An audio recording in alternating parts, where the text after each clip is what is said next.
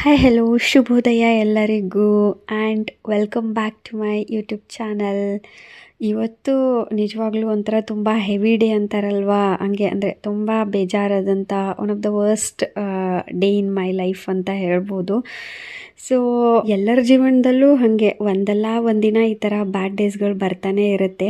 15 ದಿನ, ಒಂದು ತಿಂಗಳು ಎಲ್ಲ ತುಂಬ ಖುಷಿಯಾಗಿರ್ತೀವಿ. ಅವಾಗೆಲ್ಲ ಹೆಂಗೆ ಅನ್ಸುತ್ತೆ ಅಂದರೆ ನನ್ನಷ್ಟು ಖುಷಿನೇ ಯಾರೂ ಇಲ್ಲ, ಥ್ಯಾಂಕ್ ಯು ದೇವರೇ ಇಷ್ಟು ಒಂದು ಒಳ್ಳೆಯ ಲೈಫ್ನ ಕೊಟ್ಟಿದೀಯಾ, ಈ ಥರ ಎಲ್ಲ ಅನ್ಕೊತೀವಿ.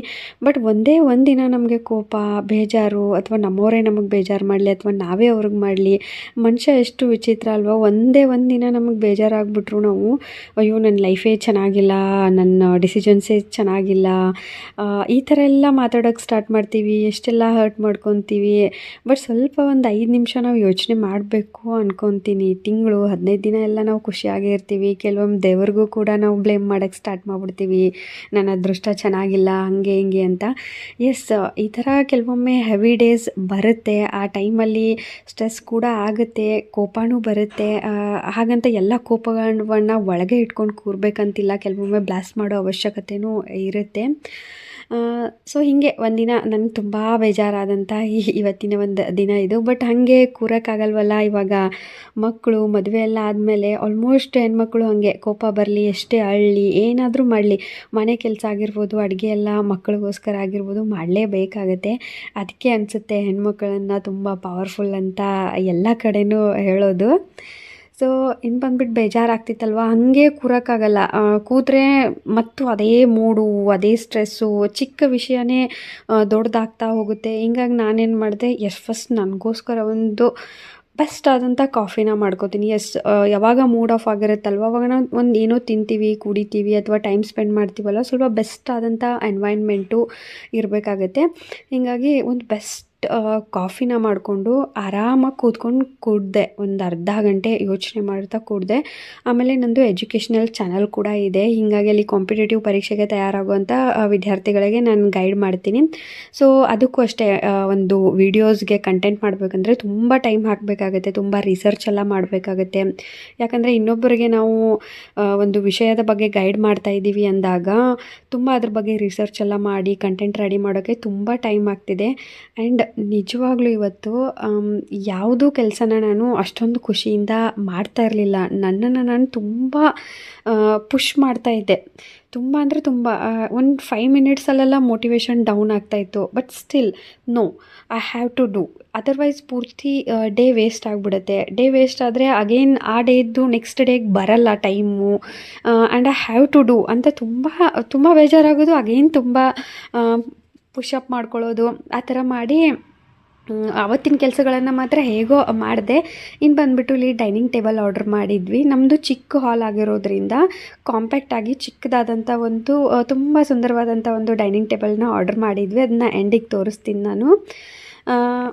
ದೂರದಲ್ಲಿ ನಿಂತ್ಕೊಂಡು ನಾವು ಪ್ರತಿಯೊಬ್ಬರು ಬೇರೆಯವ್ರದ್ದಕ್ಕೆ ಕಮೆಂಟ್ ಮಾಡ್ತಾ ಇರ್ತೀವಿ, ಕೆಲವೊಮ್ಮೆ ಜಲಸ್ ಕೂಡ ಆಗ್ತಾ ಇರ್ತೀವಿ, ಓ ಅವ್ರ ಜೀವನದಲ್ಲಿ ಏನೂ ಸಮಸ್ಯೆನೇ ಇಲ್ಲ, ತುಂಬ ಖುಷಿಯಾಗಿದ್ದಾರೆ ಅಂತ. ಬಟ್ ಹಾಗೇನಿಲ್ಲ, ಎಲ್ಲರ ಮನೆ ದೋಸೆನೂ ತೂತೆ. ಮನೇಲಿ ಗಂಡ ಹೆಂಡತಿ ಜಗಳ ಆಗಿರ್ಬೋದು, ಮಕ್ಕಳೇನೋ ಮಾಡೋದಾಗಿರ್ಬೋದು, ಈ ಥರ ಒಂದಲ್ಲ ಒಂದು ದಿನ ಆ ಥರದ ಬ್ಯಾಡ್ ವರ್ಸ್ಟ್ ಡೇ, ಹೆವಿ ಡೇಸ್ ಬಂದೇ ಬರ್ತವೆ. ಏನಿಲ್ಲ, ಯಾವಾಗ ಒಬ್ಬರು ತುಂಬ ಸ್ಟ್ರೆಸ್ಸಲ್ಲಿದ್ದಾರೆ, ತುಂಬಾ ಕೋಪದಲ್ಲಿದ್ದಾರೆ, ತುಂಬ ನೋವಲ್ಲಿದ್ದಾರೆ ಅಂದಾಗ ಇನ್ನೊಬ್ಬರು ಸ್ವಲ್ಪ ಸಮಾಧಾನವಾಗಿ ಸಾಂತ್ವನದಿಂದ ಸ್ವಲ್ಪ ಕೂಲಾಗಿ ಅವ್ರ ಜೊತೆ ಮಾತಾಡ್ತಾ ಆಯಿತು ಬಿಡು ಇನ್ನೊಮ್ಮೆ ಮಾಡೋಣ, ಈ ಥರ ಸಮಾಧಾನದಿಂದ ಸಿಚುವೇಶನ್ನ ಹ್ಯಾಂಡಲ್ ಮಾಡಿದರೆ ಜಗಳ ಅಲ್ಲಿಗೆ ಕ್ಲೋಸ್ ಆಗುತ್ತೆ. ಇಲ್ಲ ಅಂದರೆ ಎರಡೂ ಸೈಡಿಂದ ಆರ್ಗ್ಯುಮೆಂಟ್ಸ್ಗಳು, ಕೋಪ, ಜೋರಾಗಿ ಮಾತಾಡೋದು, ಈ ಥರ ಬಂದರೆ ಚಿಕ್ಕದಾದ ವಿಷಯ ದೊಡ್ಡ ದೊಡ್ಡ ಆರ್ಗ್ಯುಮೆಂಟ್ಸ್ಗಳಿಂದ ತುಂಬ ದೊಡ್ಡದಾದಂಥ ಒಂದು ಇಂಪ್ಯಾಕ್ಟ್ನ, ಬಿರುಕನ್ನು ಸಂಬಂಧದಲ್ಲಿ ಕ್ರಿಯೇಟ್ ಮಾಡುತ್ತೆ. ಯಾಕಂದರೆ ಕೆಲವರು ತುಂಬ ಸೂಕ್ಷ್ಮ ಇರ್ತಾರೆ, ಕೆಲವರು ತುಂಬ ಹಾರ್ಡ್ ಇರ್ತಾರೆ. ಆ ಥರದ ಸಿಚುವೇಷನ್ನಲ್ಲಿ ಏನೇನೋ ತಪ್ಪು ನಿರ್ಧಾರಗಳನ್ನು ತಗೊಳ್ಳೋ ಒಂದು ಚಾನ್ಸಸ್ ಇರುತ್ತೆ. ಹೀಗಾಗಿ ಲೈಫಲ್ಲಿ ಏನಾದರೂ ಸಮಸ್ಯೆ ಬರಲಿ, ಅಟ್ಲೀಸ್ಟ್ ಗಂಡ ಹೆಂಡತಿಯಲ್ಲಿ ಜಗಳ ಬರಲಿ ಅಥವಾ ಯಾರ ಮಧ್ಯೆ ಬಂದಾಗ ಇನ್ನೊಬ್ಬರು ಸ್ವಲ್ಪ ಕೂಲಾಗಿ ಹ್ಯಾಂಡಲ್ ಮಾಡಲೇಬೇಕು. ಆಯಿತು, ಅವ್ರ ಸಮಾಧಾನ ಆದಮೇಲೆ ನೀವು ಅವ್ರಿಗೆ ಅವ್ರ ತಪ್ಪೇ ಆಗಿದ್ದರೂ ಕೂಡ ಅದನ್ನ ಹೇಳ್ಬೋದು. ಬಟ್ ಅದೇ ಟೈಮಲ್ಲಿ ಕೋಪ, ಚೀರಾಟ ಈ ಥರ ಮಾಡೋದ್ರಿಂದ ತುಂಬ ಒಂದು ಬ್ಯಾಡ್ ಇಂಪ್ಯಾಕ್ಟ್ ಬೀಳುತ್ತೆ. ಸೊ ಹೀಗಾಗಿ ನಾನು ಅಷ್ಟೇ, ಏನೋ ತುಂಬ ಬೇಜಾರಾದಾಗ ತುಂಬಾ ಹರ್ಟ್ ಆದಾಗ, ಆರ್ಗ್ಯುಮೆಂಟ್ಸ್ಗಳು ಜಾಸ್ತಿ ಆದಾಗ ನಾನು ಮಾಡೋದು 2-3 ಕೆಲಸ. ಫಸ್ಟ್ ಕೆಲಸ ಮನ್ಸು ತುಂಬೋವರೆಗೂ ಹತ್ತು ಬಿಡ್ತೀನಿ ಅಷ್ಟೇ. ಒಂಥರ ರಿಲೀಫ್ ಅನ್ಸುತ್ತೆ ನನಗೆ. ಯಾಕಂದರೆ ನೋವು ಒಳಗೇ ಇರುತ್ತಲ್ವ, ಹಿಂಗಾಗಿ. ಬಟ್ ನನ್ನಲ್ಲಿ ಇನ್ನೊಂದೇನಿದೆ ಅಂದರೆ, ನಾನು ಅಳಬೇಕಾದ್ರೆ ಯಾರೂ ನೋಡಬಾರ್ದು, ನನಗದು ಇಷ್ಟ ಆಗಲ್ಲ.